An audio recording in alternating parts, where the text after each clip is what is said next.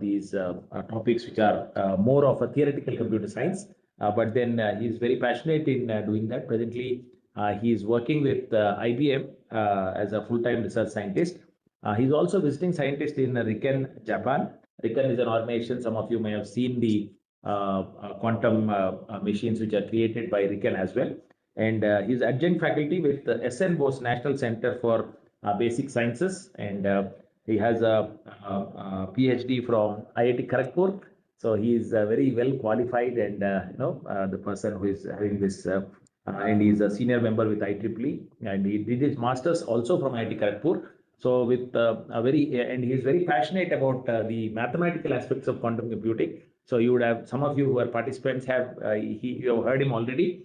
Those who are joining QT-09, you must be meeting him for the first time. And he's more, I would say, he's more of a teacher than an industry expert. But yeah, he's a research scientist, and he's a researcher, teacher, and of course, also working with industry. And he is author of a very nice book written by Indians on quantum computing called QT-0, QT-1. So QT-0, QT-1, you are known. So the book stands for QT-ONE, QT-Z or Z or 0, whatever. So that is QT-1 and QT-0. So most of you can look at it. It's less than 500 rupees on Amazon. You can order it.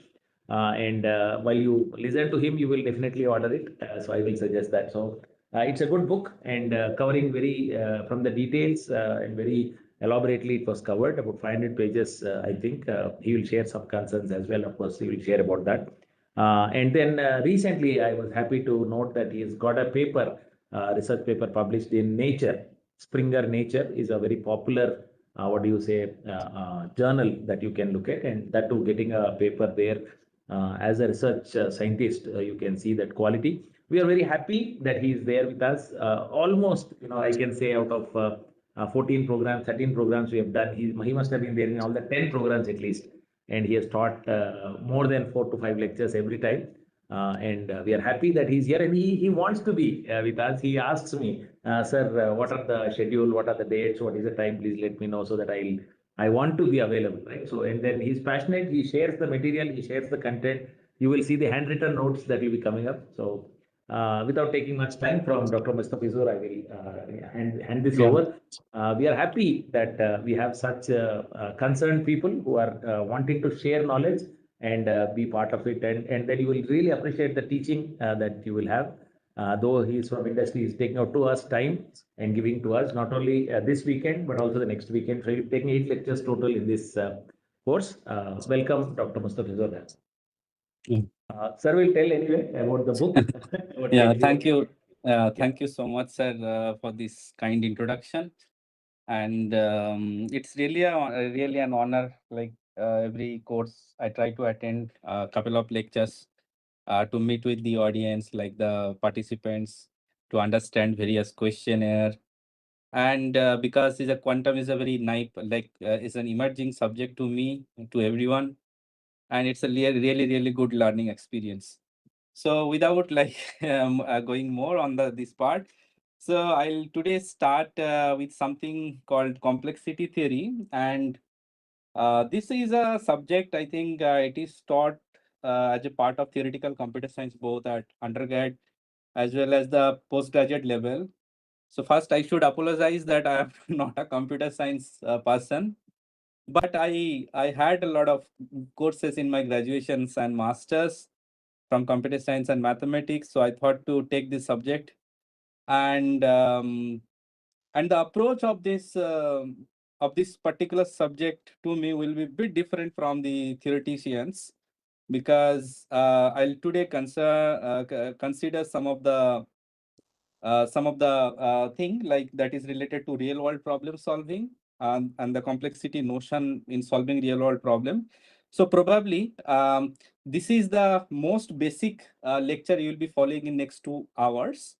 And rather than the formal mathematical definitions, I'll start from examples just for the sake of audience, because there might be many people who may not be coming from computer science, maybe from physics and other departments. So it may be useful for everyone. So the first 1 hour lecture will be very fundamental, very basics. And the second hour onwards, and tomorrow I'll be taking some of the quantum complexity part, some of the complexity classes like BQP, QMA hard, those things. So let's start maybe. Yeah, just allow me a couple of minutes just for the setup thing, and I'll come back. Just a few seconds, sorry.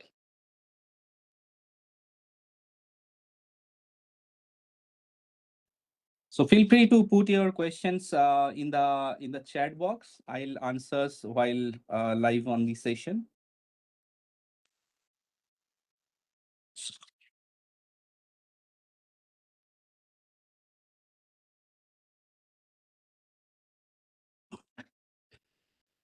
Right. So I hope my screen is visible to everyone's end, and can anyone just confirm in the chat box that it's visible or not? Complexity theory, yes. Complexity theory is visible. Right. Thank you, sir. There is a lady with a boy teaching. Yes. Yes.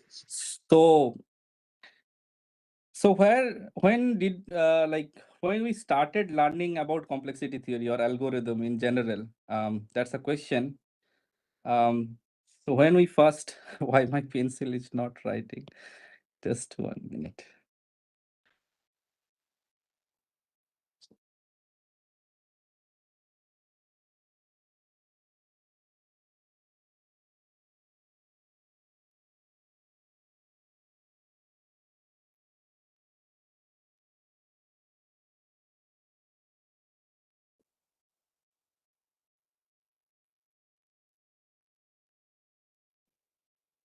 So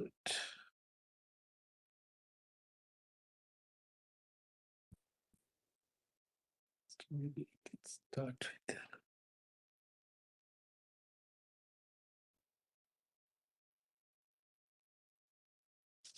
Yes. So in the previous pictures, we were looking at this thing. So when did we start first this understanding of algorithm, right? So in our childhood, like when we were kids, so we started learning about counting numbers, right? And that's the first lessons we learned from our parents. Every one of us, like we first started counting numbers 1 to 10, right?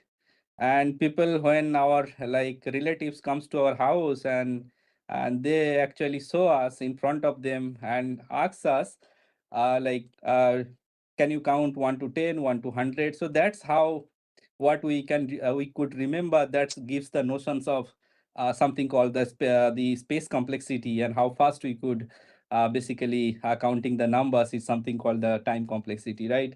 So that's the first things we learned about the algorithm in our childhood, right? And today I'll just recall some of the arithmetic that we learned since our childhood. I will repeat them, like what is the complexity notion of those arithmetic computations and algebraic computations, right? Before formal definitions of Turing machines and all this stuff. So let us try to understand algorithm in a different way, actually. So today, the first lecture I will call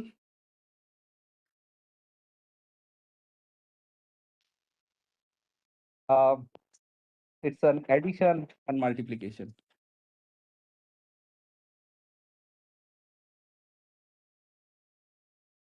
Because these are the two important operations we do, whatever, either it's a classical computer or it's a quantum computer, irrespective of the device, these are the two basics operations, and I'll start from these particular 2 points, right? So there are two terms, just because I'm covering this particular subject, right? And some part of today's lecture is also on Turing machines. So there are two particular aspects, just following the syllabus that is there. One is the computability, and that means there are many problems, right? And what kind of problems are computable? So what is computable? So there are two questions in computer science. One is what is computable?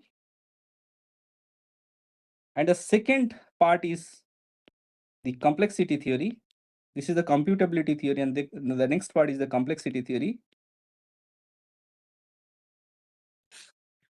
here the question is, if I can, if a problem is solvable or computable, right? So what is computable in practice and how efficient is the solutions, right? So if something is computable, right? So then what is the efficiency of the solution?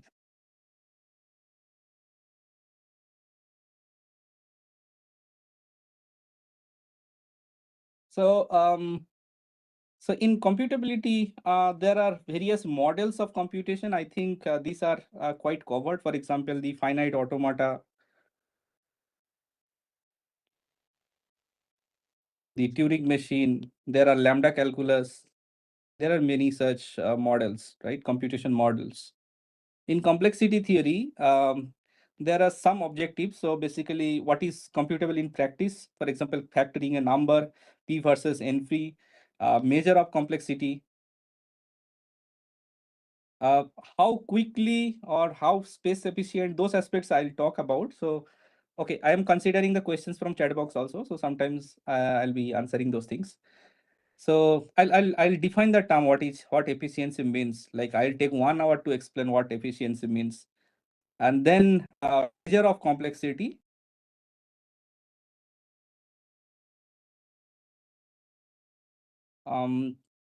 So time and space,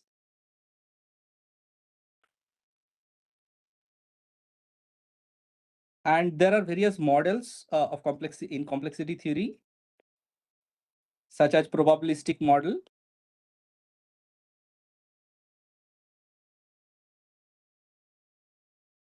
and interactive computation.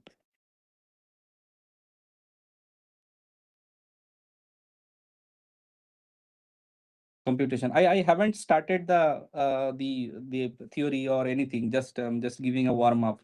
So these particular people asked question, what is computable and all, and there are the theory. Mostly you will be getting research papers and various conjectures in 1930s to 1950s, and this question about the efficiency or the complexity part, the subject basically appears widely from 1960s, right?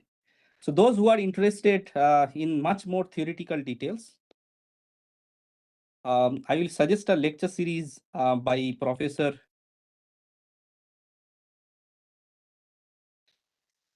Mike Sipsar, Department of Mathematics, MIT. So you'll get all the lectures at MIT OCW portal. So you can go through, right? If you are interested with all these theoretical details of each and every module, right?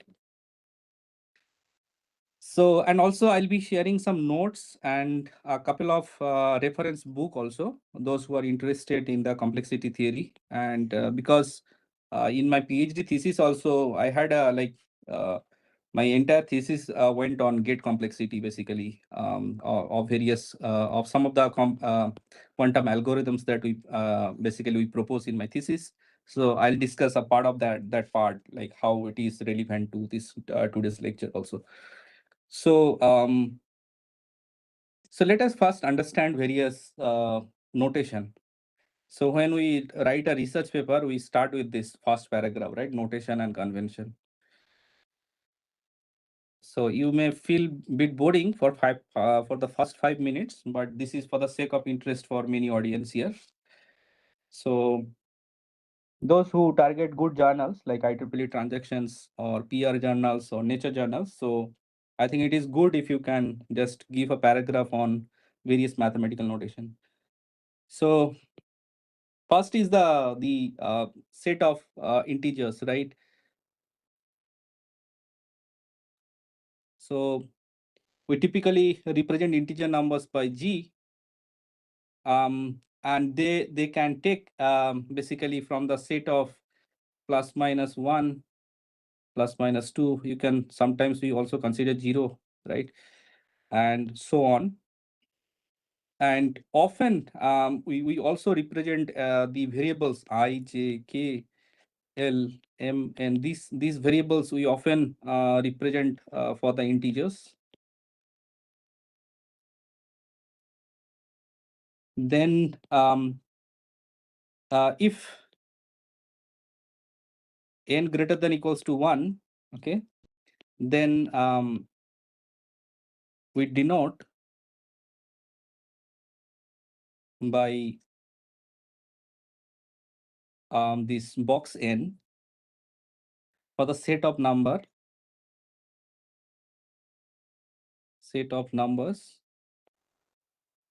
counting from 1, 2, 3 up to n. Okay. So these are some notations important. For example, if you are writing that you have a signal vector x which has component x 0 to xn minus 1, right?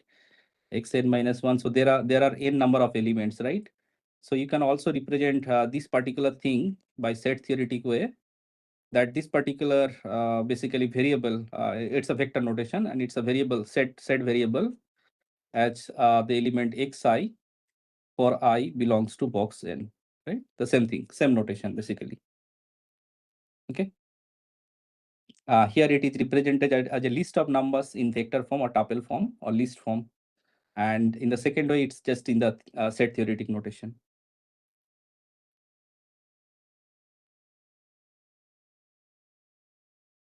Now the next is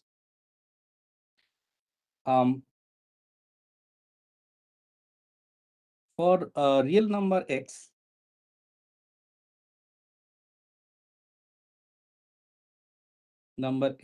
that is belongs to, so we represent the set R as the set of real numbers x. We denote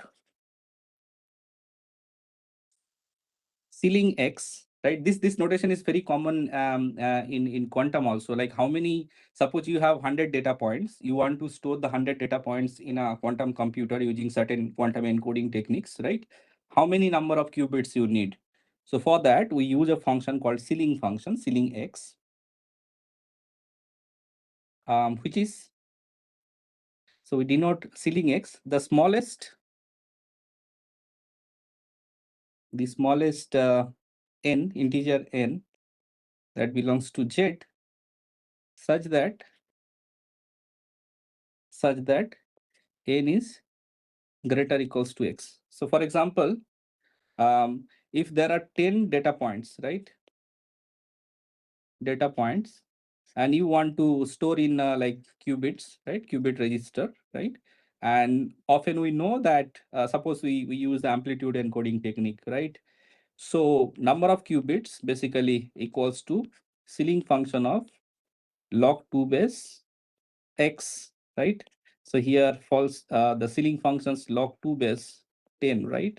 And it's a fraction basically. If it is like, if it is, for example, if it is 8, then we know that the number of qubit requirement equals to 3. But it is just slightly more than 3, right? So we take the next nearest integer just above 3, and that is n equals to 4, right? At least 4 qubits is required to encode the problem. There is another notation called the floor function, floor x.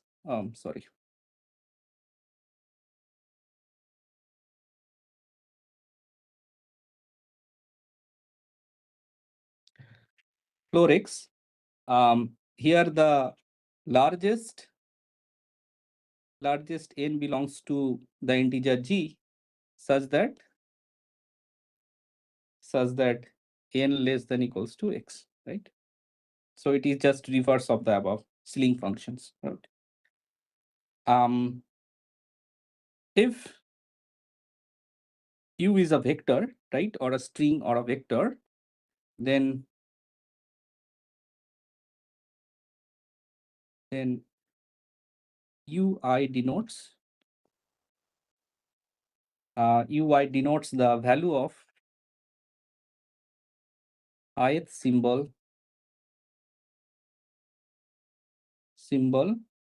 or coordinate. Sometimes we call the coordinate, right? Coordinate of the vector u. For example, if the elements of u are 1, 2, and 3, so u of 1 equals to, so u of 1 equals to 2 if counting start from 0.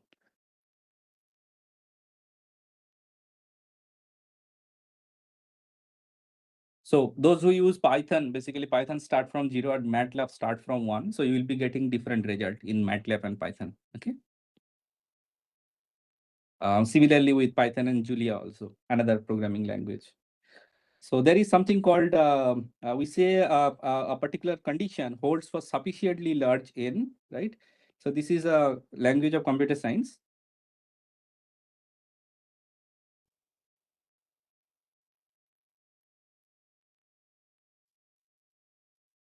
We say a condition holds for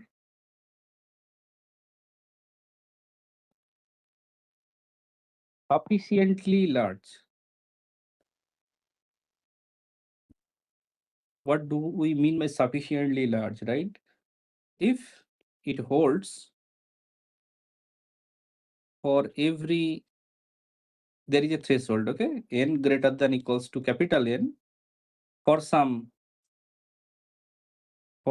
n belongs to the integer number g, for which so then basically we call that the number is basically sufficiently large. For example, if the complexity of an algorithm is 2 to the power n, right, and another algorithm for that particular problem is say n square, so we can say that 2 to the power n is greater than 100 n square, right, if n is sufficiently large, say n equals to 1000, 2000, etc., right?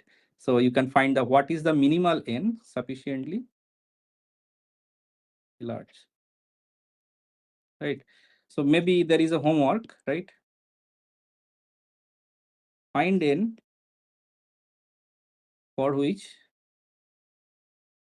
2 to the power n greater than 30 n square, right? So you can vary, say, for n equals to say 1 to some 5000, and you need to run this algorithm. Once this condition is satisfied, you have to hold this program and you have to find for what n you this particular condition is satisfied, right? There is some more notations, and these notations are extremely critical. Those who are reading research papers in various algorithm related research papers in quantum computing, and both also this paper, I mean these notations are common for classical computing as well. So I frequently tell quantum because I mean from my left side, right side, every time I talk with the people from the quantum industry, quantum the academicians. So please pardon me. I mean any problem that you can solve on a quantum computer, by definition of Turing machine, it should be solvable by a classical computer, at least theoretically. Okay, so some asymptotic notations basically. Right. So the first notation we often represent by capital O, which basically we studied from our school, right? And it's a very well-known notation, what we call the big O notation, right? The name is big O notation. Big O notation, right? So there is formal definition. I'm just avoiding the formal definition. I'll be sharing the notes just to save time. Okay. What does it mean? It means in one word, it means the upper bound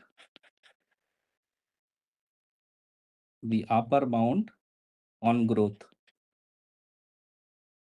right? So what do we mean by upper bound? So I'll show example later. Just let me define the notation. Second is called the omega notation.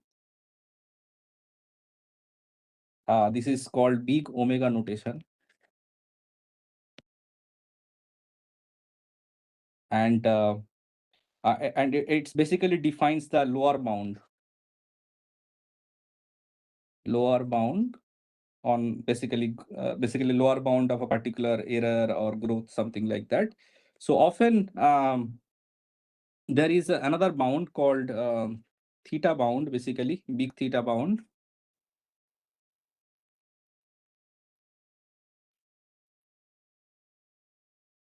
Big theta bound, and it gives a very tight bound, right? Right. And there is a small This is called little O bound. This is like strictly lower growth. Strictly lower growth for say limit n tends to infinity g of n by f of n. This basically approaches 0, right? So okay, suppose you are solving a problem, okay, solving a quantum problem, solving, say, you are implementing a quantum Fourier transform, right? Quantum Fourier transform of a signal. So if I ask how many quantum gates are required, how many quantum gates are required as a resource, right? If this is the question, and suppose input size is n.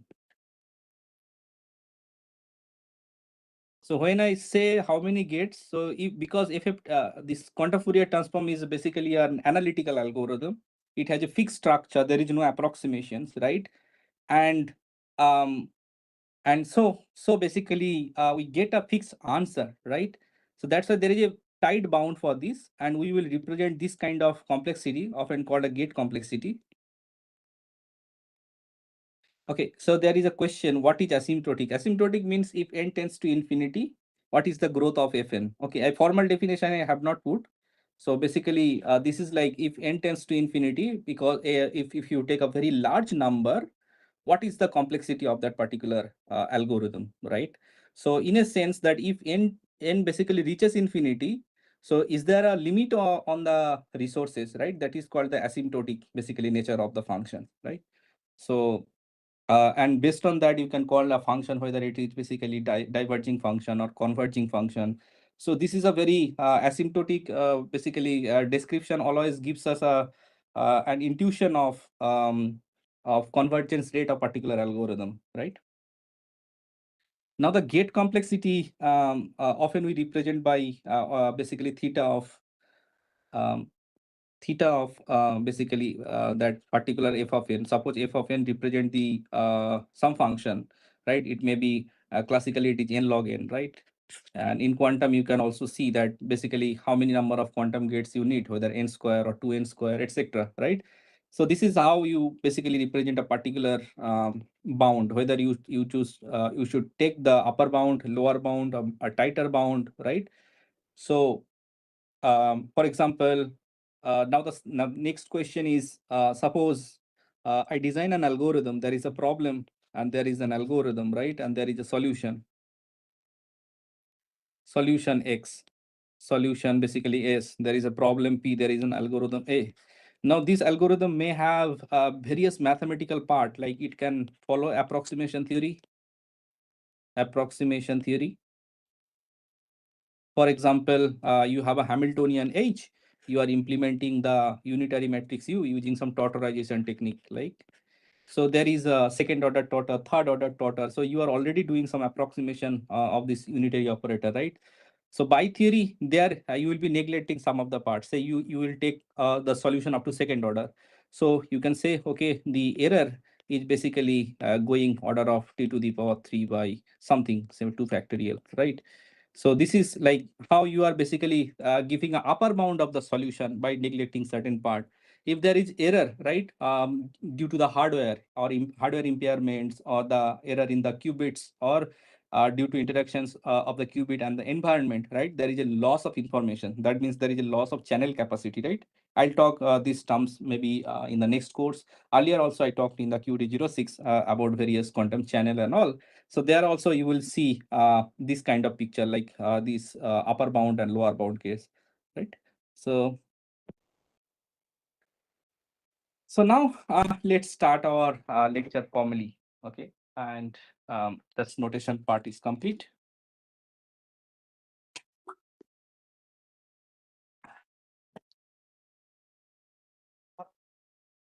Now, let us try to understand part 2. What is complexity.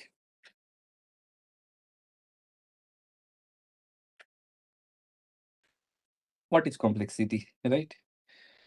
Okay. And we will try to understand what complexity means with the very simple arithmetic calculations, right? So we'll be defining efficiency in terms of complexity of an algorithm. If an algorithm is low complex, that means it is efficient. If it is highly complex, that means it is inefficient, right? So let's take two examples I'll do today. Example one is multiplying two n-digit numbers. From this example, I think it will be very clear to everyone what complexity means. And the next example I'll do for solving linear systems of equations, right? So suppose we have two numbers, say A and B, right? This belongs to, say, positive integer for simplicity, right? Positive integer, so Z plus or G plus with n decimal digits. And we wish to compute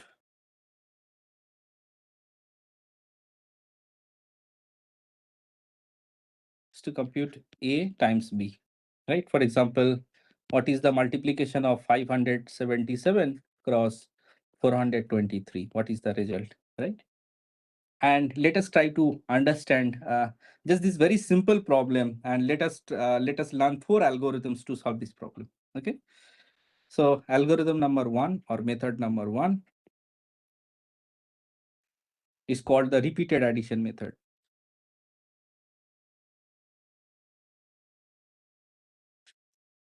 Repeated addition method, right? So suppose somebody, let's take a 1-digit number for simplicity. If there are two numbers, 5 into 3, and what this algorithm tells, like if there is 5 into 3, 5 multiplied with 3, you just add 3 times 5. 5 plus 5 plus 5, that is equals to 15. It's very simple one, right? So to compute A cross B, just add A to itself B minus 1 times, right? So this is like you are just basically adding 2 times, 3 minus 1, 2 times, right? Here it is B minus 1 times. So you can write a pseudo code in Python like sum equals to 0 for I in range, say B minus 1, right? And sum plus equals to A and print sum. This is your quantum, this is the pseudo code for your this particular algorithm, repeated addition algorithm, right? Now it seems very simpler, like if you just multiply 577 cross 423, right? So it's very simpler, but when you do this, like what you are doing, 577 plus 577 plus so on, up to 422 times, you are adding this number, right? So how many operations we have done? Total number of operations we have done, 422 operations, right? So the number of basic operations used to multiply, so the number of basic operations. So what do we mean by basic operations? Addition and multiplication here, particular case. Number of basic operations used to multiply to n-digit numbers, right? Say between 10 to the power n minus 1 and 10 to the power n, is at least n into 10 to the power n minus 1, right? for repeated addition algorithm.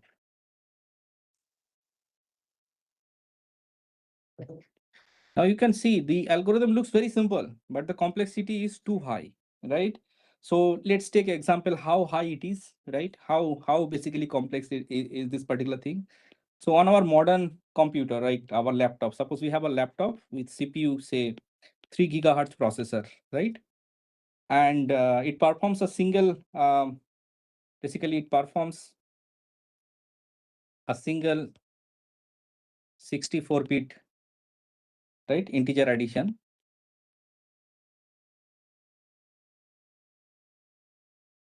In approximate, so it takes basically one cycle, one clock cycle, basically. Clock cycle, it takes 0.33 nanosecond approximately, right? One particular cycle, right? Now suppose we want to multiply A and B. Suppose we have two numbers A and B, and they have number of digits will be equals to 11, suppose, right? Number of digits 11. So total cycle, how many cycles we need? Cycles required will be 10 to the power 11 additions times one cycle per addition. So which is 100 billion cycles. Now, how much time it will take to add, to simply multiply two numbers A and B with 11 digit numbers? So time will be required.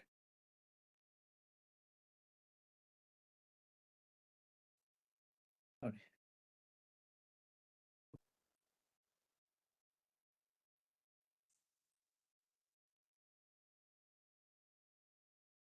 Just 1 second. These boards are sometimes creating problem.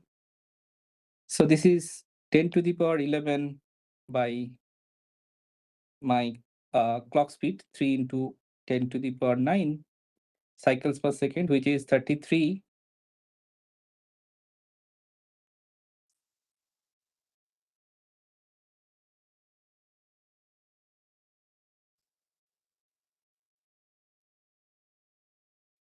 .3 seconds.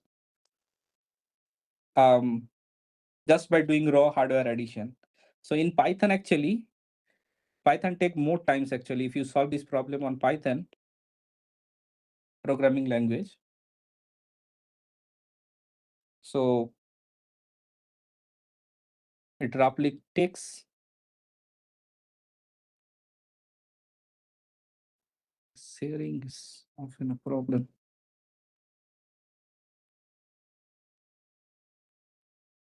So when you solve the problem in Python, it takes roughly 2 hours, which is 7,600 seconds. Because of there are a lot of basically loop overhead in the programming language. So even just by taking the raw hardware time, which is basically 33.3 seconds, right? So now this is just a one way of just multiplying two numbers. Let's do another method. So which we call the grad school method or school book method. School book method or school book multiplication. What actually we are taught in class 3 or class 5, right, in our school education.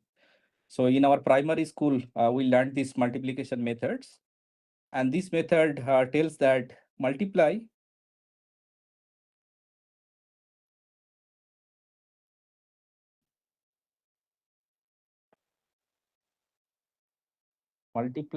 every digits of B by every digits of A and add the partial results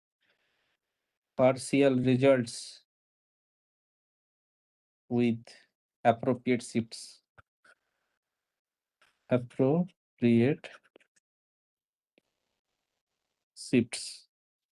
So what we have learned, it's like, suppose we are multiplying two numbers, 577 and 423, right? So what we have learned is 3 multiply with the 577. So first you will be getting 1731. Then you multiply 2 with this 577, right?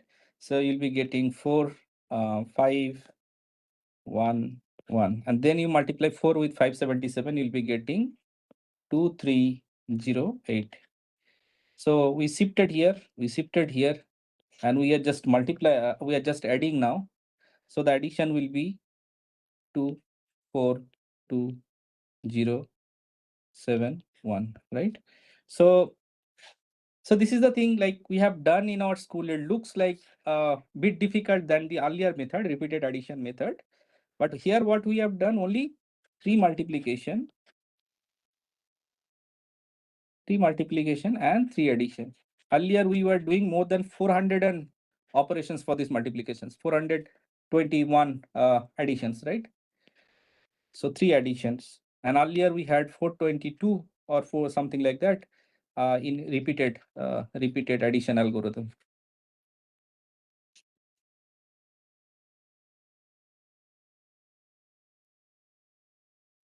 Now, why this is important, right? So basically, in this way, suppose you have a equals to, say, the number is an minus 1, an minus 2, up to a1, a0, this n digit number, and the b is basically bn minus 1, bn minus 2, b1, b0, another basically 2 n digit numbers, right? For j equals and suppose what so what are the algorithmic steps? So there are 2 steps basically. First step, we vary j belongs to, say, 0 to n minus 1. So what we computed, we need to compute the bj, which is the element. Basically you need to iterate over b times the basically the number a, right? And the second step, what we have done, so basically by doing this, we have done n into n, that is n square multiplications, right? And for n partial products,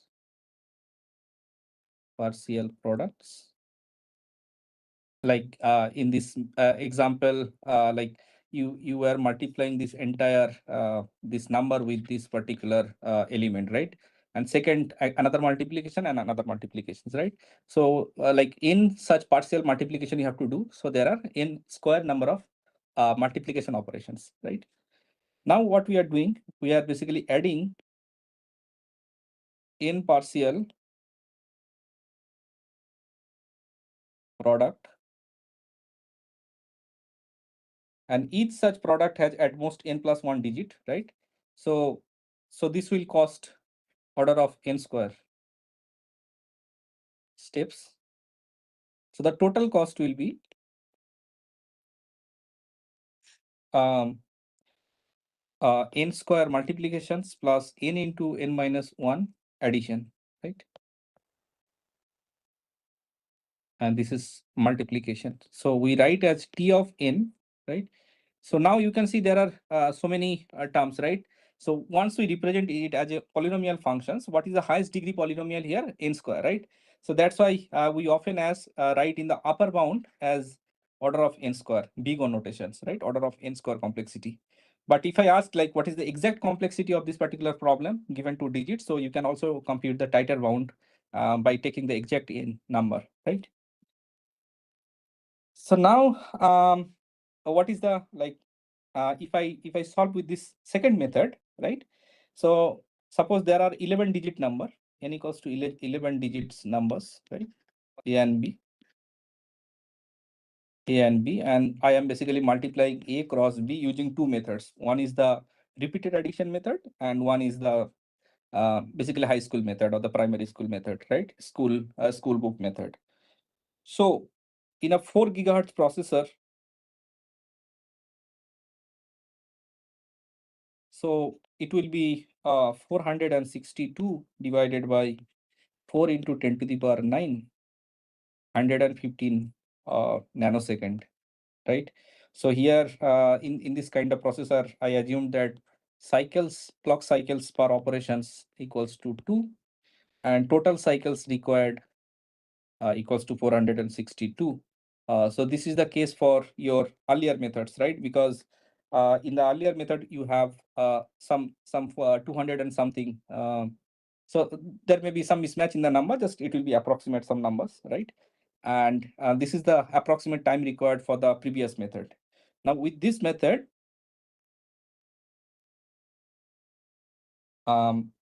suppose you are solving this problem on a 1.5 gigahertz processor. So the same thing, like 231 into 15 by 1.5 into 10 to the power 9 equals to 2. Is the time required for the same method particularly. So this is like this is the number of cycles taken for individual operations in a 1.5 gigahertz processor. And now basically if we solve this particular problem on a basically so sorry, just for clarity, this order of n square for this particular calculations for 11 digit numbers, this particular high school method will have 242 operations. And for 242 operations, we need on a 4 gigahertz processor, it will take 115 nanosecond. And on a 1.5 gigahertz processor, it will take 2.3 microsecond. On the other hand, if I want to do 11 digit numbers, earlier I have shown, it is taking few seconds, right? And that's a like very large number of orders of computational difference. I'll compare them all after all the methods. So there is a third method to multiply two numbers, and this is called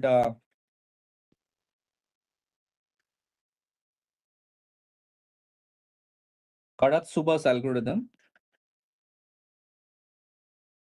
Pronunciation may be a bit different in other accents.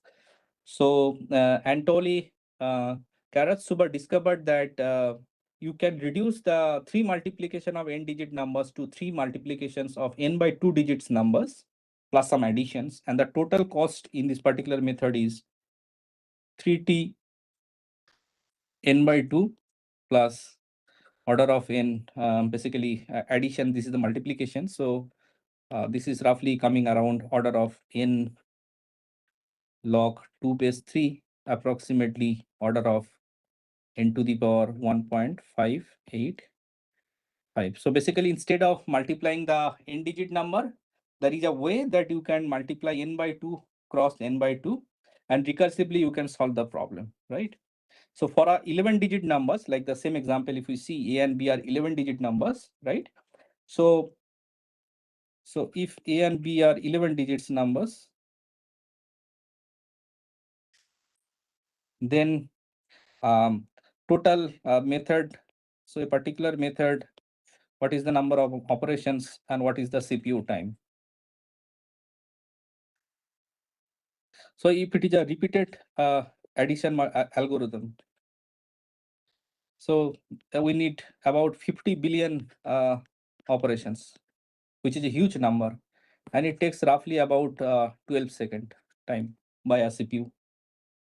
If you are using high school method or primary school method, school book method, right? So there are only 231 operations, and it takes 105 nanosecond.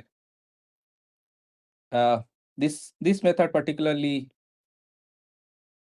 Anatoly Karatsuba method, there are 234 operations, and it roughly takes some few nanoseconds, right? So say 200 approximately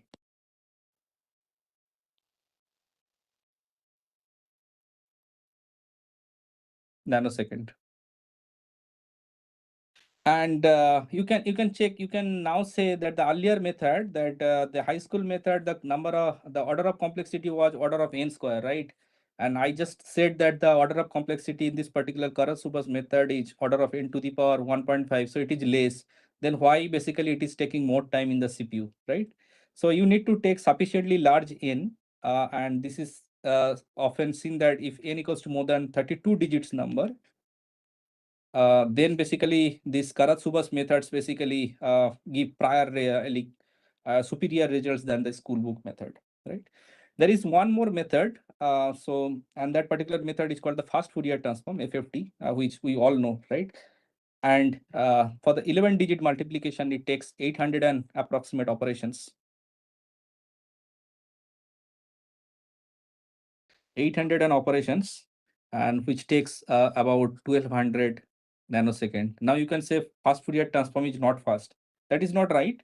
You will be getting good results for fast Fourier transform. In fact, it is the best result among all these methods if you take sufficiently large digit numbers, say n greater than 3000 digits, for example. Right. So in FFT, what it does, so fast Fourier transform, basically multiplication method, it does the multiplication of two n-digit numbers, can be rephrased as polynomial multiplication. So it does polynomial multiplication.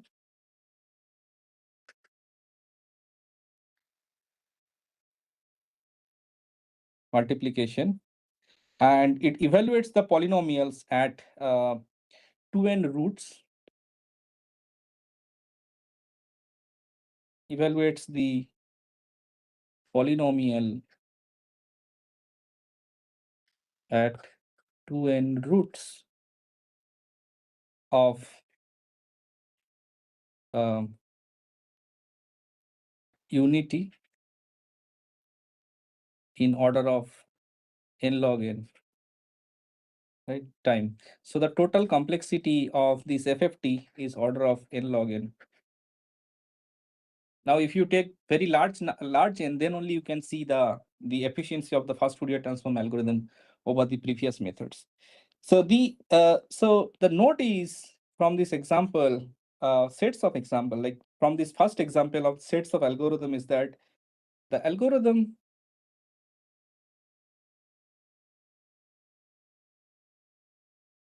that you choose, it dramatically changes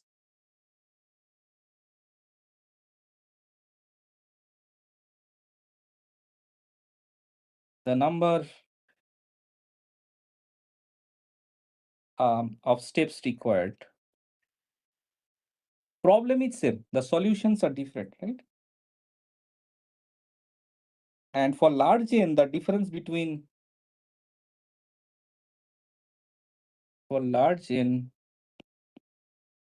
the difference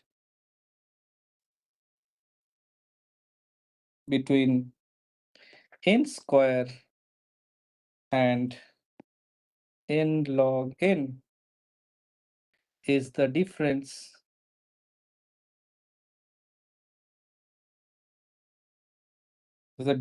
between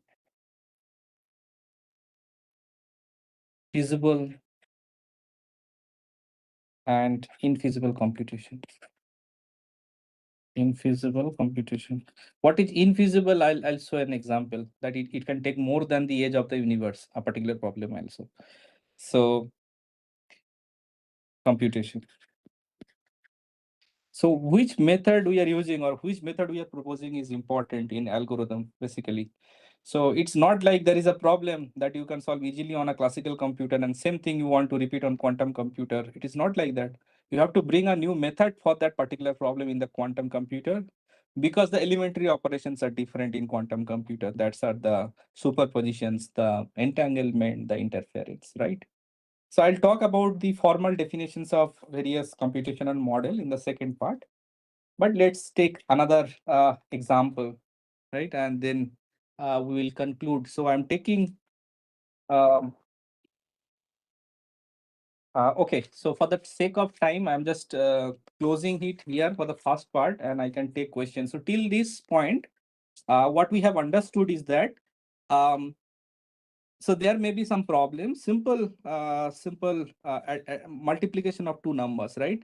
So function of n and versus n. N is the number of digits. So we have seen that it may be exponential complexity, that is the 10 to the power n that we have seen by the repeated arithmetic problem, right?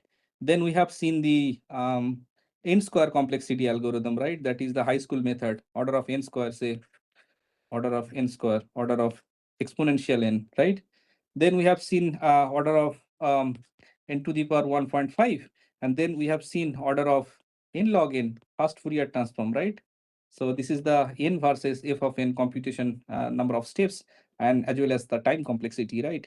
So, and you will see in the various iterative method later on, I will not cover algorithms to solve multiplications or multiplications of numbers or multiplications of matrices, but it's the notion what complexity means, right? So you can you bring down this particular algorithm to some algorithm which has the order of n complexity. That means it will save a lot of time of computation, right? And with that time you can solve more problems. So solving a problem faster sometimes also is that the number of steps that you have reduced in the computation, you have saved a lot of energy in the world, right? So of course, which algorithm, that is a question, which complexity is good for encryption algorithm? Um, okay, for encryption, always you try to get a highly complex algorithm such that nobody can decrypt it, right? So that's why the RSA protocol works, this RSA algorithm. Because the complexity is exponential in RSA, right? In RSA. And so basically, there is only one known quantum algorithm that can basically solve this problem to polynomial order of, say, some n to the power 3. So basically, that is the source factorization algorithm. Yeah, tomorrow I'll talk on the BQP class. That's a different class of complexity theory, where for factoring number, if you have an exponential complexity, basically number, you can boils down to order of n to the power, approximately n to the power 3 by the source algorithm, right? Source algorithm. So this is like exponential to polynomial order reductions. And that's why RSA is basically risky if you have a large number of qubits. Say n greater than 2000 number of qubits, RSA can be risky, right? Good quality qubit. So I'm not covering these aspects because this is just a complexity class. But anyway, like we can take the questions. Okay, BQP is like bounded quantum polynomial error class. So we'll talk tomorrow on this particular. These are not in syllabus, first of all. I have seen the syllabus, basically, this is not there, but I'll cover it tomorrow. So tomorrow I'll cover two particular complexity class in quantum, QMA and BQP. And in classical, there are important class, NP, basically N and N, sorry, P and NP, and NP complete and NP hard. So some of this part, maybe today I may not be able to complete all this part, but tomorrow I can continue. So I'm pausing for 2-3 minutes, so you can post question and I'll come back with the next part. Any difficulty in understanding or anything, you can put also, like I can go slow. So yeah.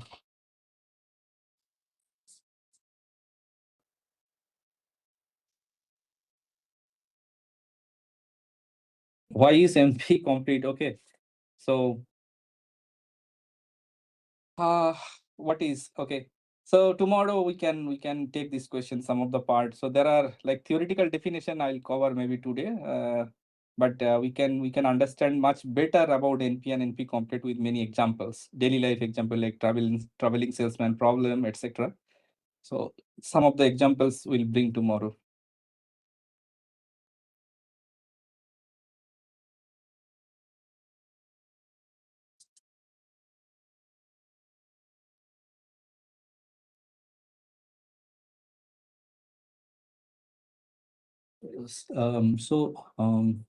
Eli sir or anyone from MNIT, like, is there like recording halt or something? Or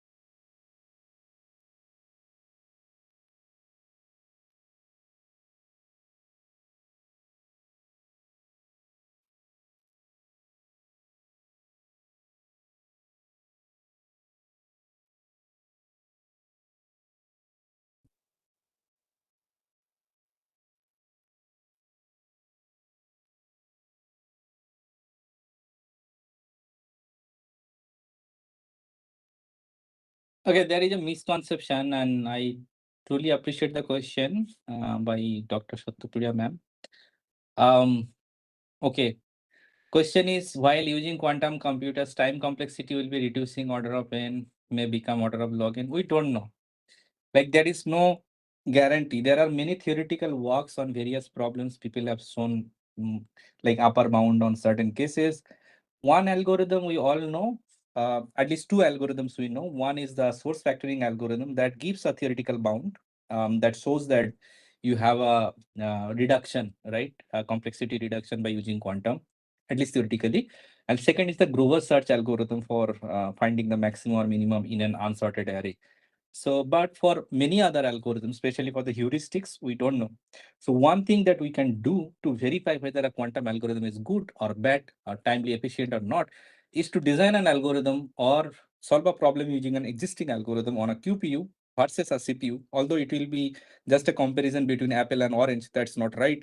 But just for the sake of understanding of a problem, that the time taken in QPU and time taken by the CPU. For example, doing an ground state energy calculations, right? There are some papers you can see that if you want to calculate the ground state of a benzene or ground state of ammonia or water molecule on a full FCI quantum chemistry method, it can take say 12 hours. Can you solve this problem on quantum computer in few minutes or few seconds? Yes, there are papers on that. But this doesn't mean that there is a theoretical guarantee of reductions. But due to the parallelizations of quantum computer, we get sometimes the time efficient solutions. So it never means that we can solve an NP-hard problem better on a quantum computer, like NP-hard converted to NP. This is a wrong conception in general. Yeah.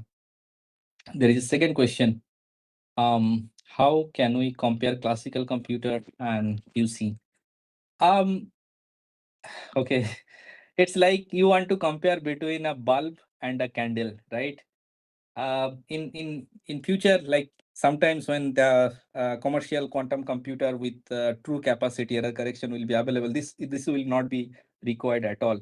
Like it's like comparing between say a mobile phone versus a laptop, like that, or a candle versus bulb. But in general, for the time being, you can compare the CPU time versus QPU time or the operations complexity. These are some major, right? Yeah. Another question. Thanks for your explanation. It's energy versus time. There are only a couple of research papers. I don't remember the exact name of the authors, but people have basically seen that the quantum computer in some cases take less energy, right? But if you count the total energy of a quantum computer, including the cryogenic setup and all, I am not sure how much energy it takes. But there are some papers people evaluate energy versus time. Yes, this question maybe you can explore. Well, so let's start the second part of the session.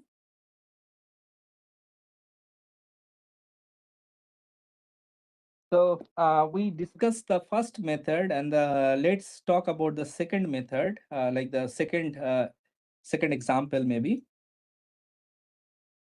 and then we can go for some like some formal definitions thing for Turing machine and all. So the example two is solving a system of n equations. Now you can ask me like in a very like high-end theoretical like computer science course, why these things are required. Okay, theory is fine, like NP hard classes and all, you can define things, certain, all those are fine.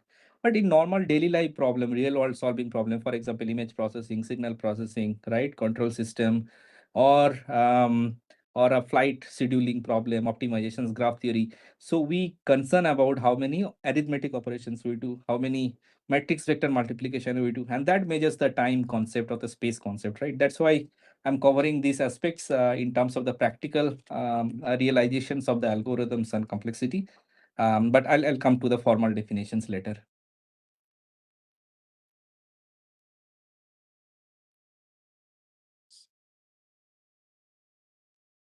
Okay, so the problem is, this is also a problem that we learned in our school, like school life, right? Given two system of equations, find x and y, right? Similar thing. So suppose we are given a linear system of n equations in n unknowns.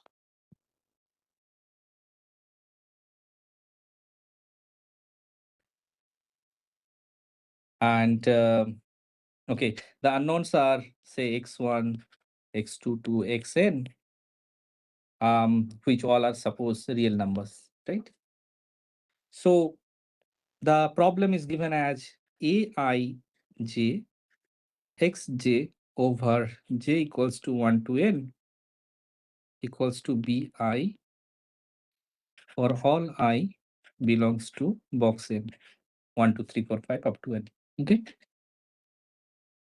And this problem we often come across in the linear algebra as ax bar equals to b bar, where b and x and b, these are the column vector in Rn cross 1, and A is suppose it's a real matrix of n cross n, right? So this question is common everywhere, like in all engineering, finance, commerce, everywhere. Like you have a lot of commodities, you have a price set. What is the individual price of the commodity should be set. It can also be like if you receive a set of signals, if there is a channel matrix, what was the transmitted signal? It's a problem of communication. It can be a control system problem. It can be anything. Like it's a common problem in even in a neural network. Suppose you want to basically classify two objects, right? Suppose B has two particular class 1 and class 2, 0 or 1, and you have a set of input images or signals like xi. So and what kind of neural network architecture you should create this aij basically weights, such that you basically predict very well for the given examples, right?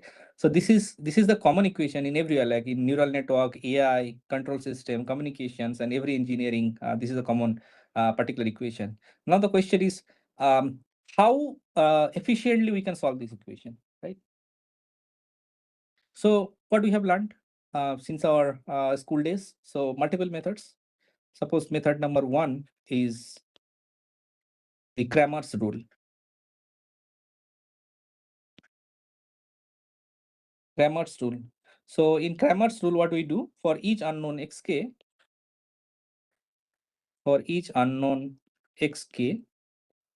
we compute xk equals to determinant of ak divided by determinant of matrix A, where k takes the value box n from box n, and ak is the matrix with the kth column of that particular matrix replaced by vector B, right? So computing the determinant of A, so in this particular method, if you look at the complexity part, computing the determinant of A takes order of n factorial complexity multiplication. So this many multiplication it needs. And the number of permutation, so this is basically due to the number of permutation of n elements in that particular matrix.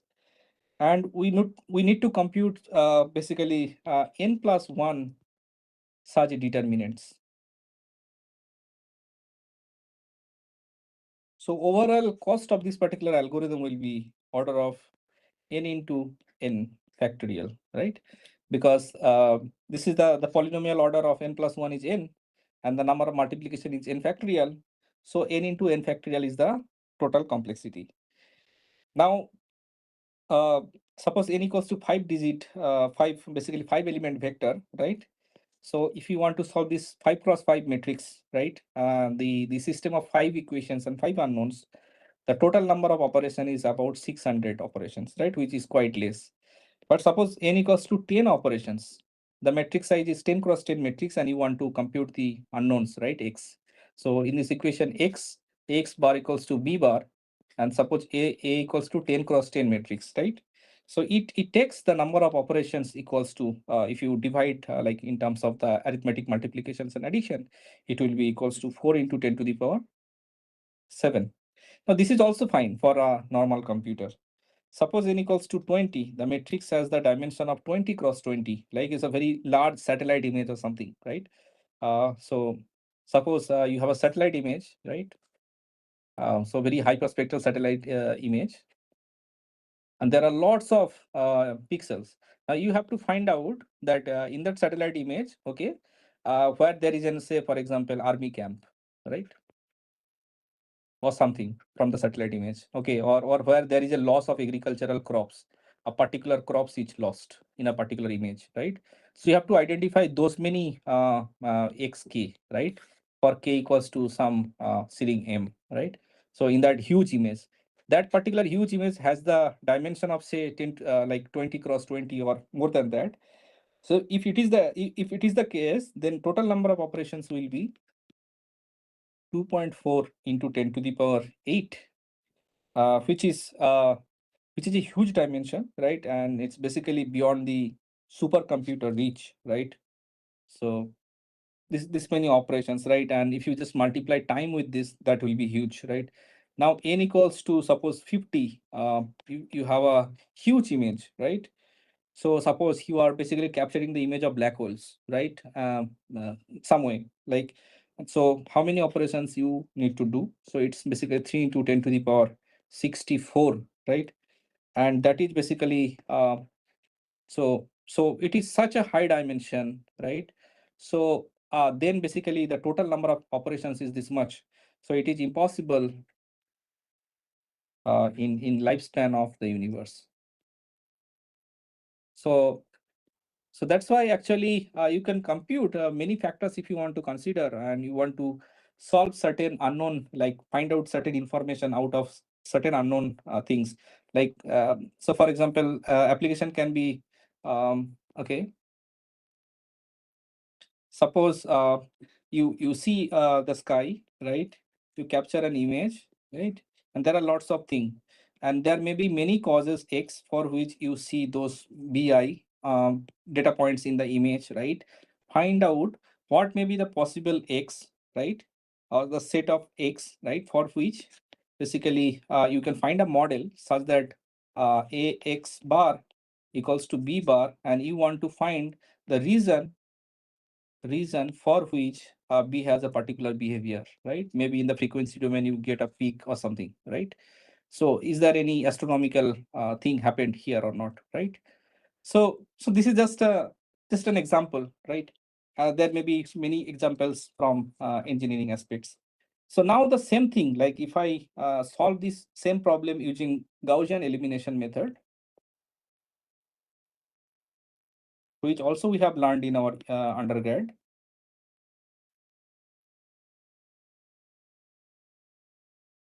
So we know like how we do the Gaussian elimination method. So I'm not showing the algorithm for Gaussian elimination method. Basically, it does row operations, right? Row operations. And there are two steps basically. One is called the forward elimination method.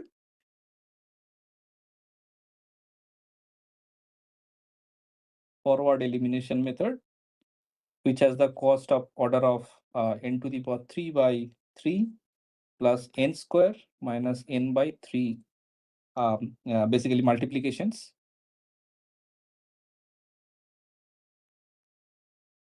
Right. And there are some number of additions also in this forward elimination. So the addition or so multiplication or division sometimes we do. Subtraction is n to the power 3 by 3 plus n square 2 minus 5n by 6.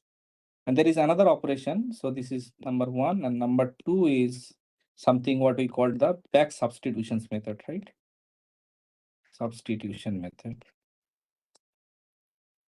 So which has the complexity of order of n square. Okay. So because the matrix is typically upper triangular matrix.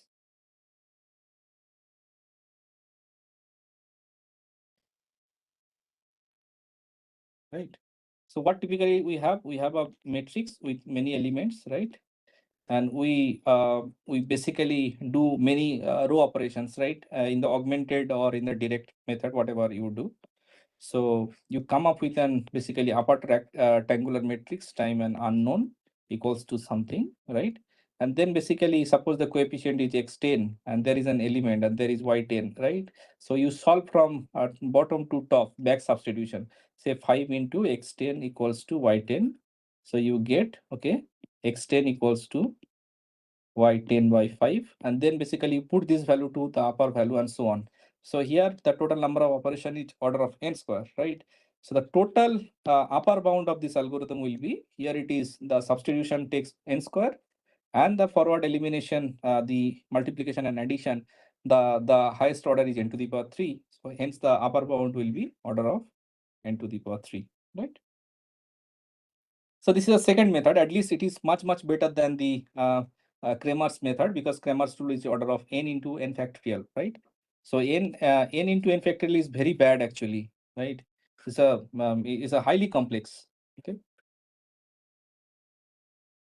So I should not call bad or good, because sometimes like before I like if you can design some highly complex algorithm for cryptography, it is actually good. So people cannot break in like less time. So actually it is good. But sometimes in our daily life problem, we could design algorithm with less complexity such that it can be solved faster, right? And that's the one of the major objective of your quantum computer, whether you can solve problems faster or not. And there is a third method.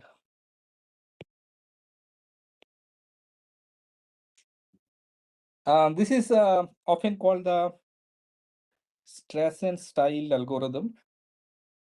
There are two names also. I'm not putting the name. So basically, Winograd Coppersmith method, WC method, often it is known as, or CW method, Coppersmith Winograd method. So this is one of the modern method for finding for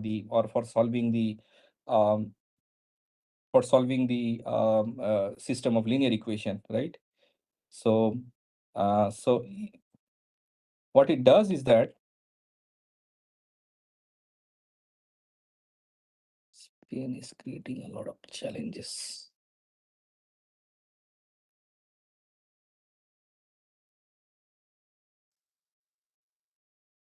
So it takes helps of matrix inversion process equivalent to linear system solving, which can be done in order of n to the power omega time.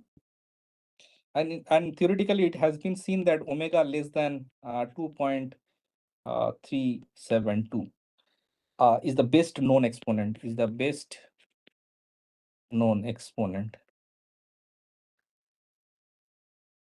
right?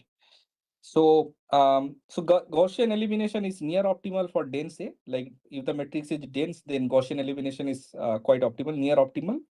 And for sparse, so there are various condition on A, whether it is a good rank, like full rank matrix or not, whether it is a dense matrix or not, whether it is a sparse matrix or it has some special structure like Toeplitz, Vandermonde or Hankel, etc. Right? So if A is an ordinary matrix, ordinary and dense matrix, then Gaussian elimination is analytical method with near optimal solution, near optimal, right? And if A is sparse or it is like structured, then Gaussian elimination is faster, right? So you will see in signal processing and many engineering domain, people often come up with various linear algebra based algorithm for their problems like channel estimation, data detections, error correcting code, etc., etc. So there people use a lot of domain knowledge, whether the data is sparse or not. For example, those who work on EEG signal processing, right? So it is an inverse engineering problem, right? So you place basically is a cap, and there are lots of electric nodes, right? Say 64 channel nodes or 32 channel nodes, right? And each of these particular basically node is collecting your signal y1 to y64, right? This is the suppose the signal you are observing, right? And basically our brain, within the brain, actually the activity may not be directly in that particular region. It can be somewhere between these two particular electrode or somewhere in the brain, right? So find out the region where there is a problem in the brain such that you get a basically abnormal behavior in the outcome y, right? So here actually we do not have a proper model of our brain as a system A, right? Some approximation, right? Some system. But what you have this y, right? The basically measured signal, and you have to identify the region where it may be impacted, right? So sometimes A is purely unknown, sometimes A is known, right? Sometimes A has sparse description, right? That basically, if you are collecting this signal for some time, t equals to say 1 to 100 second, right? In an MRI image or something, only in some 5 seconds, for 5 seconds, you see only some portion of the brain, the signal is changing much, while the other part, actually, there is nothing change. Now, change in what sense? Whether it is change in pixels, in time, in videography, there are lots of basically signaling concept. So I'm not going to that particular direction. But as a while, what we need to understand is that how you design A may not be all the elements are always important. Maybe sometimes you design an algorithm where A may be sparse. For that, actually solving this set of X is basically how less time you need to calculate those problems, right? Like in terms of the complexity. So there are a lot of iterative algorithm also. Iterative part I'm not covering, like the for example, Newton method, for example, the conjugate gradient method or gradient based method. So there is an algorithm called the HHL algorithm, Harrow-Hasidim-Lloyd algorithm in quantum. So I do not have the option to talk about this, but it has a complexity. If the matrix A has the sparsity of K or sparsity of S, then it takes A square log n complexity, which is much cheaper, right? But it's a fault tolerant algorithm. You cannot fully implement it right now. But it's an algorithm which has a basically complexity advantage in terms of the matrix arithmetic, right? Okay. This particular area, like the structured system, this is not a structured system, just a sparse system. Structured system are often like in time series predictions in many areas, like communication theory and all. There are lots of structured system, right? Like convolution matrix, Pueblich matrix. So there are lots of structured system, and my entire PhD thesis is on that, on the various structured thesis and how you can design a recursive algorithm or an efficient quantum algorithm for the structured system solution. So, so I can share my research papers, or you can look at in Google Scholar how I considered designing algorithm for structured matrices to bring certain complexity advantage, right, in terms of the gate complexity. Okay, so in this example too,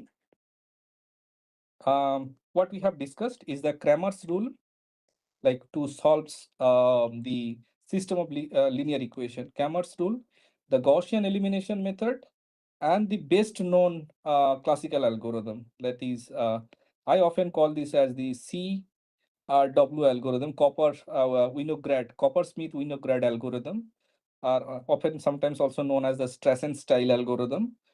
The complexity bound or the upper bound are order of n into n factorial, order of n to the power 3, order of n to the power 2.732. Number of operations, how many number of operations it requires? Suppose n equals to 10, 10, like matrix dimension 10 cross 10, and the vector is 10 cross 10. So it requires 4 into 10 to the power 7 number of operations, arithmetic operations. It requires 1000 arithmetic operations. It requires 230 arithmetic operations. Now, how much time it takes on a 4 gigahertz CPU? So it takes about 50 millisecond. It takes 0.2 microsecond. It takes 0.5 microsecond. Now you can ask me, okay, the order is less here, right? But this is the upper bound, right? It is not the tighter case, right? So typically, if n greater than 100 or more, then only you will see the superior performance of the CW method over the Gaussian eliminations.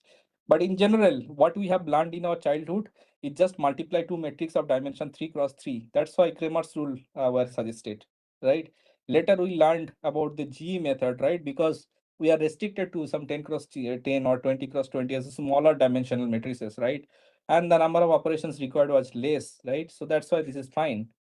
But whenever you have bigger dimensions, so you can always search for a better method in terms of complexity notion, right? So this is like two examples gives us like a problem looks hard because of an obvious brute force method may admit a drastically more efficient algorithm. Complexity theory asks what is the best possible algorithm. Sometimes the answer is unknown and the gap is the frontier of research, right?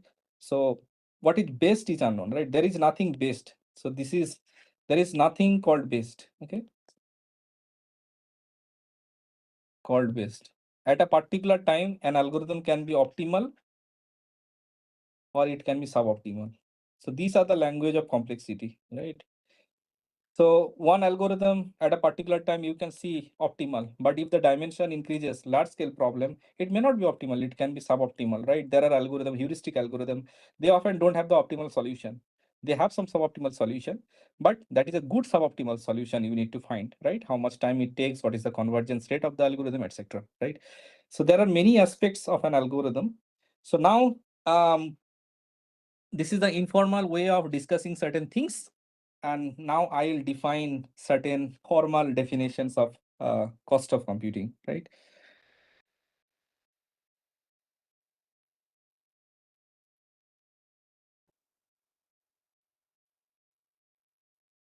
So from clearly, like from the above example, you can see like just for solving your problem, like X equals to B, right? With the dimension N. So your Kramers-Rao method is so complex, N into N factorial, right? And the basically the Gaussian elimination method is order of n to the power 3, and it is order of n to the power 2.3, like the CW method, Copper-Smith-Winograd method.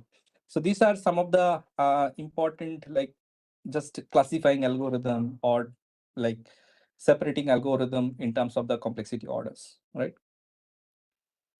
So up to this, any question? Like I just tried to explain complexity theory from very, very basic way. Like these are not the way, you won't find this way of description in any theoretical computer science book.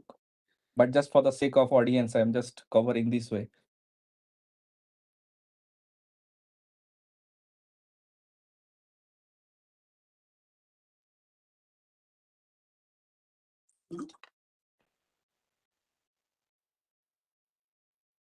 Well, so now let's come to some of the formal definition. One is called the input size.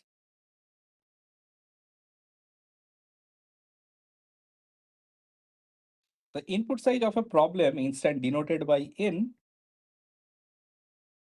which is the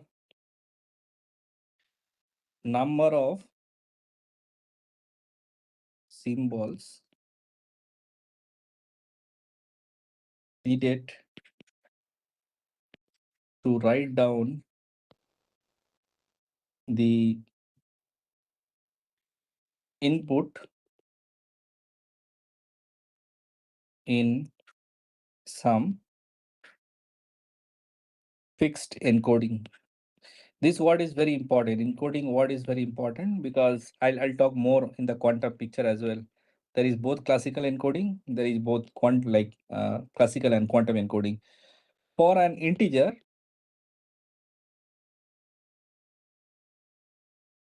capital N, the input size is the number of digits n equals to the Clore function of log 10 base n plus 1, which is approximately, you can consider log 10 base n. Bigger number, say 5, 10 or more, right? So this is the input size. Like if you have an n little n digit numbers, capital N, so what is the input size of the problem, right? So earlier I have shown like how many number of qubits are required to encode this capital N number of data points on a quantum computer, right? So there actually, instead of decimal, you can often take log2 base of n, right? So suppose number of qubit in case, it will be log ceiling function of log2 base n. In case of n is number of qubits. So in qubits has two levels, 0 and 1, right? Ket 0 and Ket 1, like you have two levels of information, log 2 base n. And suppose n is equals to 8, right? 8-digit number. So it basically requires at least 3 number of qubits to represent a 8-digit number. So in that way also you can look at, but it highly depends on, this is what I say, what kind of encoding method. So if you are using for example, angle encoding method in quantum, so it requires at least n digit number requires n number of qubits, right? It highly depends on which kind of encoding techniques you are using. Then second definition is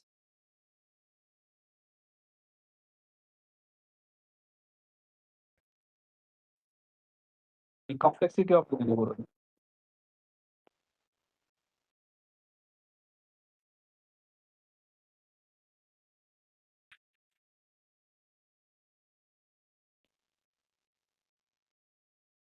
Let A be an algorithm and let T of A of X denotes the number of elementary steps A performs on input X.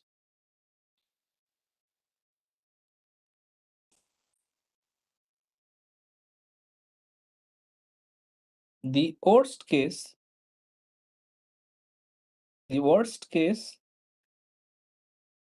time complexity of A is the function,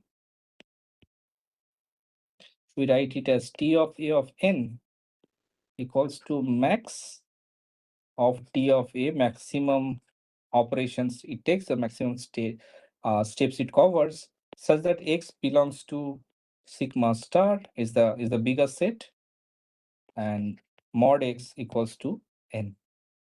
So that is TA. This means TAX is the maximum running time over all input size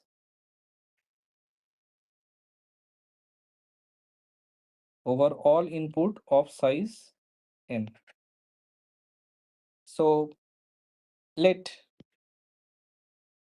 f and g are two functions, which are functions that maps from natural number to real numbers greater equals to 0. We write f of n equals to upper bound g of n. If there exists some constant c greater than 0 and n0 belongs to the natural number n, such that f of n is always less than the or equals to constant time g of n. So that means that's the maximum time it can take, right, for all such n greater equals to n0. So that is, this means that if grows no faster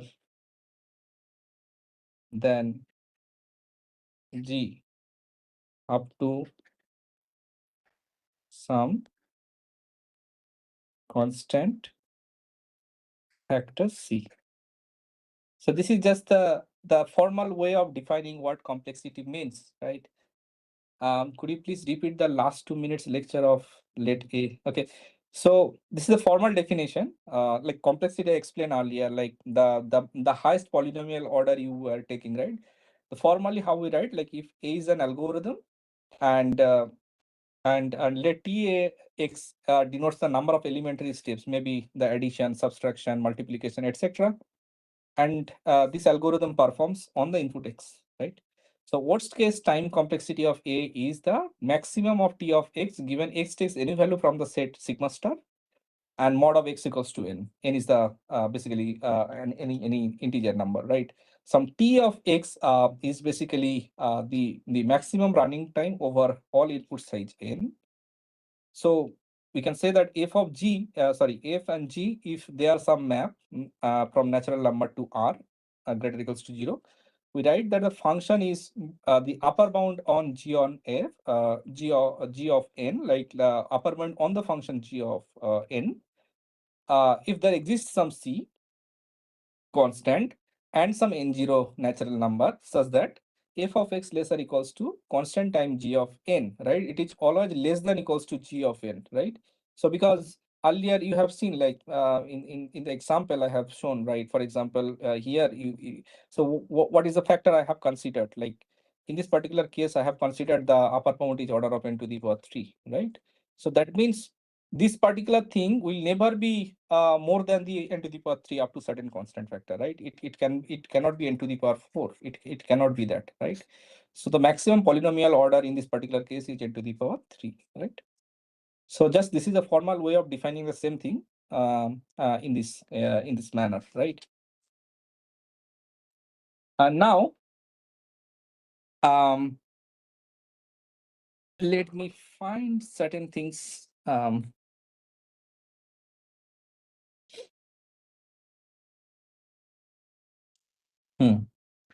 Now let's talk about some of the computation model in general. So to reason rigorously about computational complexity or computational efficiency, we need something called a universal quantum computer, or sorry, universal computer or universal computation model. Why this doesn't work? It should work, right?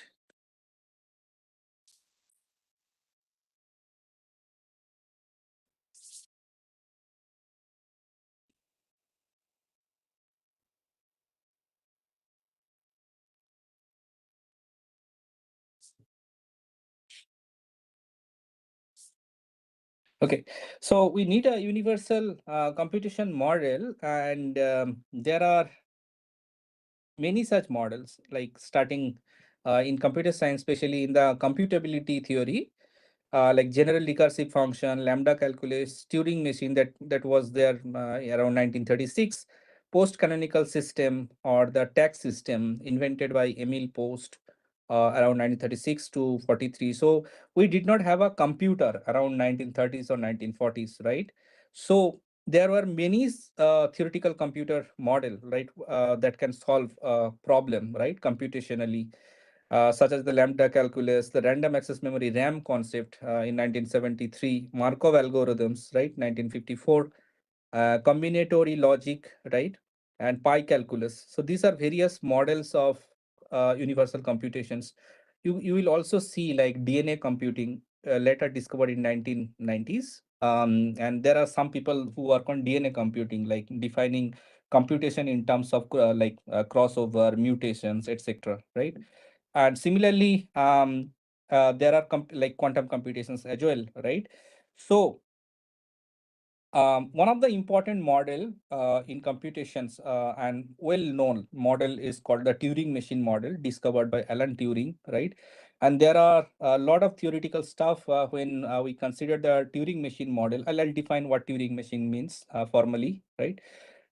So there are some chronological history I have put here, like how this various model came, like when we have a formal description to describe a problem, formal way to basically defining a computation problem, input, output, and and the operations, right? So what are the property it should consider, right?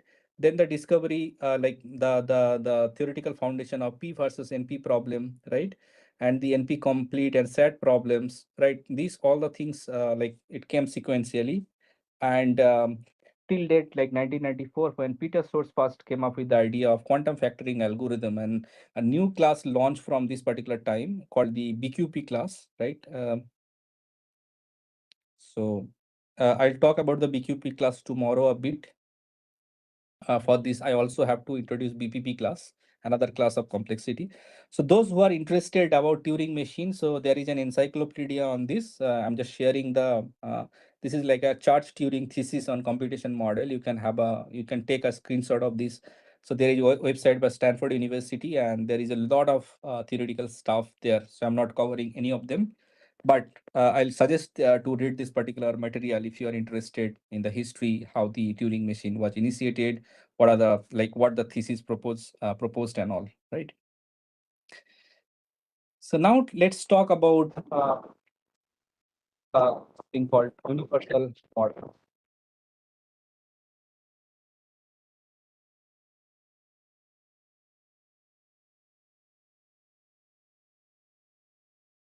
Universal model of computation should have three. Earlier, I just got a question: what do you mean by computation? And these are the formal description for that. So it should satisfy three important requirements. One is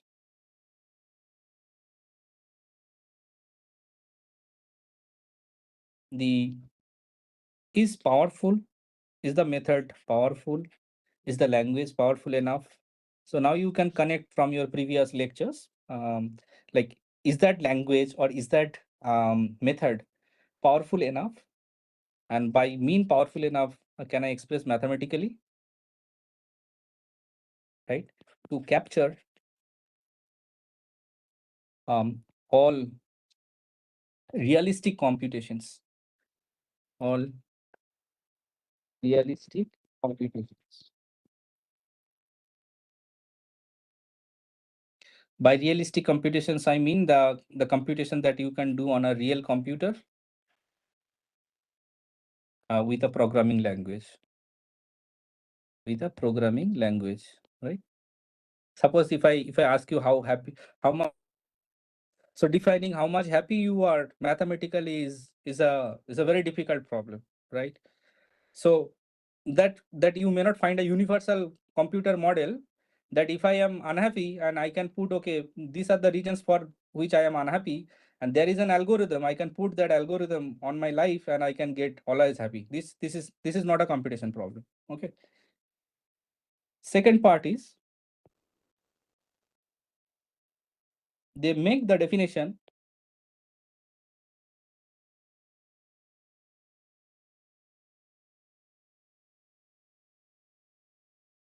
of elementary steps.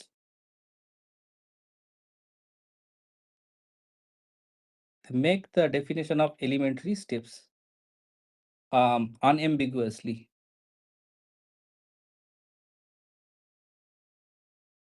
right? So maybe there are many religious scripture that may help you to define the first property, but when it comes mathematically, again you fall you fail in the first part. Second is they make the definition of elementary steps unambiguously. Do you have like definition of elementary steps? So typically in classical computer we count by how many number of additions and multiplications we do, right? There is a proper definition of addition and multiplication. So typically though when we read about the vector space and all, there are all the formal step of definitions. Similarly, in the discrete mathematics also, there is a lot of real analysis and complex analysis. You can see that what is the proper definition of elementary operations, right? So so of course it means addition and subtractions, right? Sorry, addition and multiplication. um, So these are elementary steps, for example. And this has also relation in our life, like in transistor, right? When we operate on transistors, you have seen how the voltage levels are added, how you can control the flow of electrons, the current density, and using all those operations, how you perform the arithmetic addition and multiplications in our digital electronics, right? Similarly, in quantum, you have a proper definition of what is superposition, um, what is superposition, what is entanglement, what is interference. They all have mathematical proper mathematical definitions, right? And that's why they are called the elementary steps. Often, instead of this abstract concept, we basically perform these things using certain gate operations, right? Like, say, for example, the Pauli X, Pauli Y, Pauli Z, or basically CX. There are a lot of various elementary operations in the computations model. Similarly, in DNA computing, you have DNA duplications, the chromosomal crossovers. So there are fundamental operations like crossover, mutation, right? And for example, duplications of DNA. So these are fundamental steps in the DNA computing. So these are various computations model. They have the proper definitions of the elementary steps in that particular computation model, and that's why we call it an universal computation model.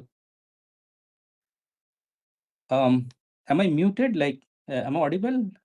Can anyone confirm? There is some chat thing. Hello, am I audible? Yes, sir. You are audible.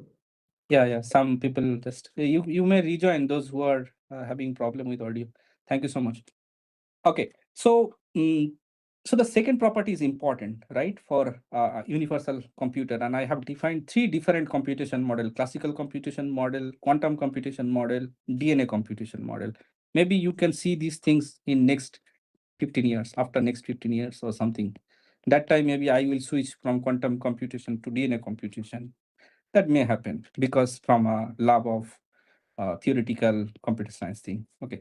Third property is has a notion of time, proper time, that is how many steps, how many operations, how many steps it takes to solve the problem, and space, that is the memory cells used, right? So this notion has to be there. For example, okay, if I solve on a classical laptop CPU, whether I will take 5 minutes, 10 minutes, 10 seconds, 5 microsecond, this is the time notion. How much RAM I need, 5 GB, 10 GB, 100 GB, 128 GB or something. So that is the time and space notion. In quantum computer, what do I mean by time, right? So time, basically how many gate operations basically takes, like it has also relation with the coherence time of the gate operations. Space, how many qubits quantum registers I need to solve a problem, right? Space complexity. In DNA computing, how many DNA actually perform your particular solving a particular problem is in DNA computing, right? That may be the space complexity of DNA, or how many data you can store on a DNA. You can store some data in your hair, in your cell, or how you can reprogram your particular cell to, say, for example, you want to restrict the activity of a metastasis process in cancer, right?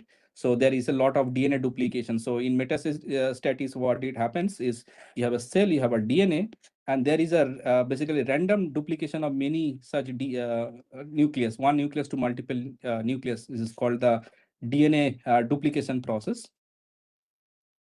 And in this process, basically your cell grows from a small cells to a bigger cells, or it basically propagate multiple areas of your body, like blood cancer, or in a skin cancer, it can be a big size thing.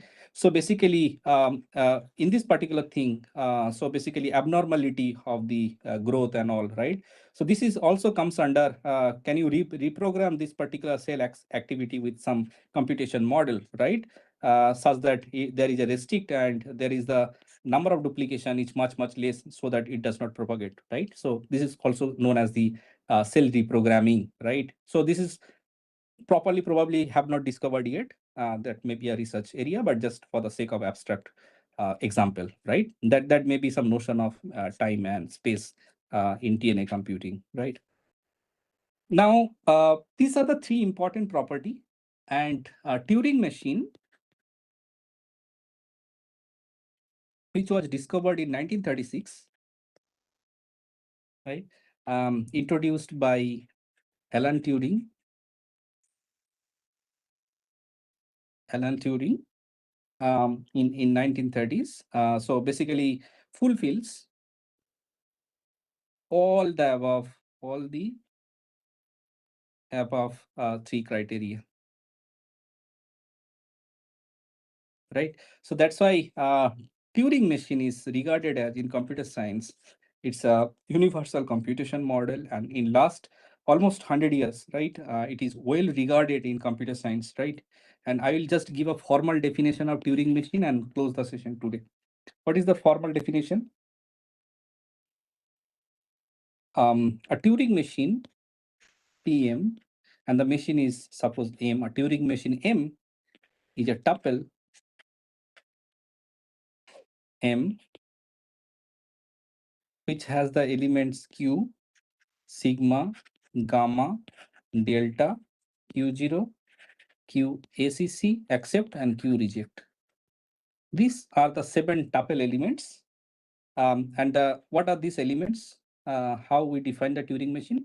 Q is finite non-empty set of states. So now those who covered the finite automata in the previous lectures, right? You have seen like this kind of architecture. Suppose this is the input and there is a transition, say 1, this is a 1, there is a 0, there is a 1, there is a 1, right? Right? Or there may be some self loop, right? 1, or it may be 0, say for example, and there is a self loop 1. So you have seen in the finite automata that when I say that there is a perfect computation in this way or in this way, so there are which particular approach you consider as an operations, right? So similarly, you can connect finite automata to Turing machine in that way. So here you have a finite non-empty set of states, such state like this is the state 1, state 2, state 3. Second is sigma is a finite input alphabet, right? And there exists an element U which does not belongs to this sigma. What is this particular element U? I'll just define later. Then there is another set which is basically where this particular set can be a proper subset of this particular, a set of this gamma is finite tape alphabet. So actually in initial understanding of memory in computer science was using a particular phenomena called the tape recording, right? Tape basically that is concept of memory used. So it's a finite tape basically alphabet where you basically read and write various things, right? Tape alphabet containing also it also contain the symbol U, right? So it may be that this particular set can be say, and there may be 1, 2, and there is U and say 3, right? This is an empty cell, right? And in this particular set, input alphabet, say your input is x1 and x2, say 1 and 2. You want to multiply two numbers, say 1 and 2, and 3 and 4, right? So this particular set 1, 2, 3, 4 belongs to sigma, right? And the operations basically, the finite non-empty set defines the state is defined by the set Q, right? And then there is something called delta, right? So delta is the set Q except Q accept and Q reject. So without these two elements, this entire set Q is called the delta function, and cross gamma basically. And this basically this is a mapping from this domain to Q times gamma times left and right set. So is the transition function. Is the transition function. So there are some more stuff in the transition function. So it tells the machine given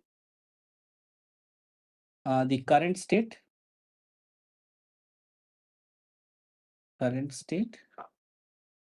the symbol,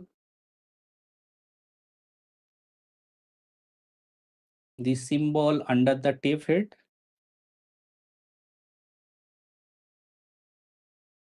I'm sorry, I'm just taking 2-3 minutes extra today just to complete this part. And what state to move to, what symbol to write,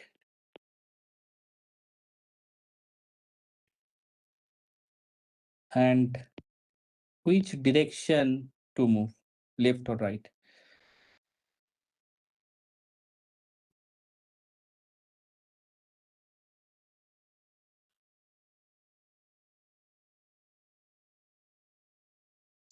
Which direction to move. So the head. So it's basically kind of read and write operations in mnemonics language, often what we do. This Q0 belongs to Q, is the start state. That means in this, if you relate with the finite automata, it's 0. Right? And this Q accept, Q is the accept state, and Q reject belongs to Q, is the reject state, where Q accept is not equals to Q reject. It's a binary addition. So basically, this is the formal definition how you define the input, output, operations, initial state, the decision, right decision or rejection decision. So all these steps as a tuple are defined by a Turing machine with the Turing machine called M. Right. This is the formal definition, and we'll come back like from this formal definition to the notion of space complexity, D times space. So just let me show you a picture maybe that will help certain things clear bit. So there are a lot of complexity. Today I formally have not shown, but I have shown them by example. So the bigger space is called the exponential complexity space, and the subset is called the P space. And the within the P space, there are two more space. One is called the co-NP. One is called the NP.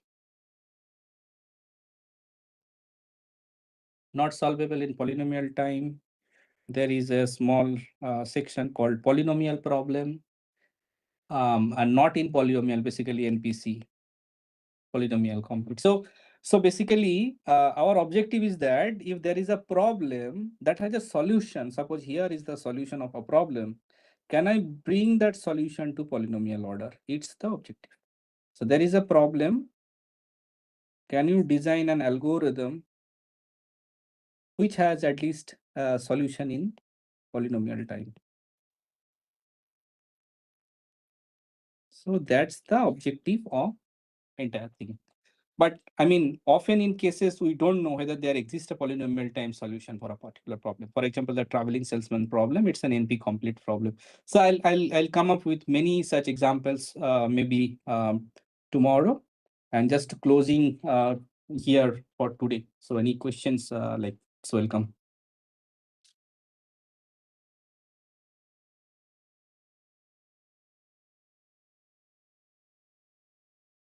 Thank you so much, sir, for this wonderful session. Participants, if you have any doubt, then you can ask.